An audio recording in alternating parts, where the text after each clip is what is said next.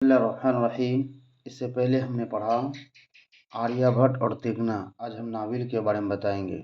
اردو کی نثری ادب میں ناول ایک اہم شاخ ہے۔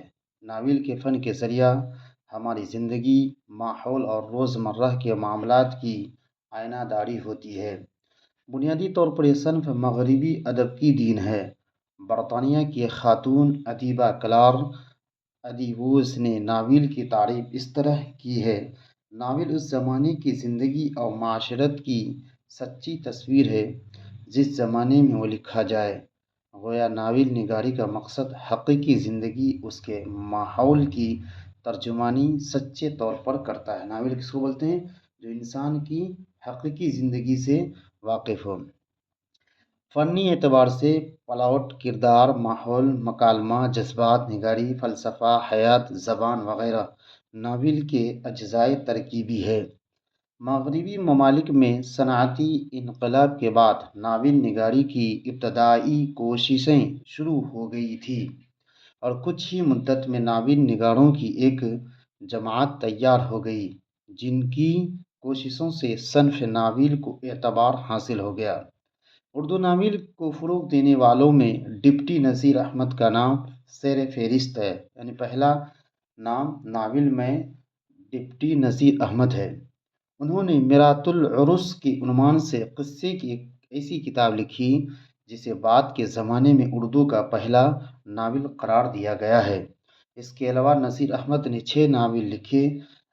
ان تمام ناولوں کے قصوں کا مقصد قوم کی ذبح و حالی اور اصلاح معاشرہ ہے۔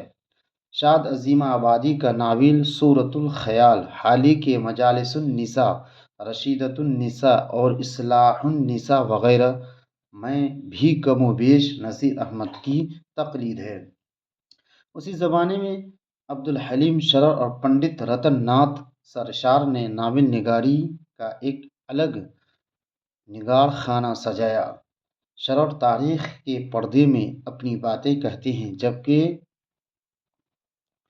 جبکہ سرشار تہذیب و ثقافت اور قدروں کو اپنے ناول کی بنیاد بناتے ہیں۔ 20ویں صدی کی ابتدا میں اردو ناول کے نئے عہد کا آغاز ہوا، شروعاتی ہوا۔ مرزا ہادی رسواں اور امراء جاں لے کر منظر عام پر آئے۔ ناول کے فن اور تکنیک کے اعتبار سے مرزا ہادی رسواں نے جس عہد جدید کا خاکہ کھینچا اس کا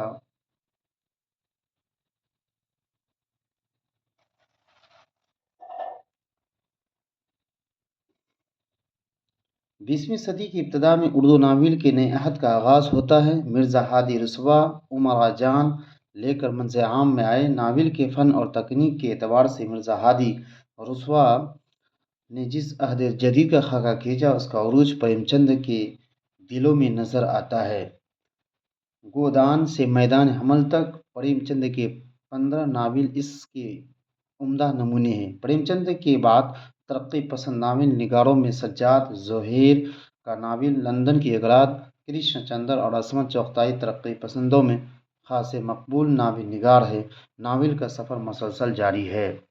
یہ ہمارے ویڈیو اگر آپ کو اچھی لگی ہے تو کمنٹ کر کے بتائیں۔ اپنے دوستوں، اپنے یاروں، اپنے بچوں کو ضرور شیئر کریں، اور اگر آپ ہمارے چینل پہ نئے ہیں تو ہمارے چینل کو ضرور سبسکرائب کریں۔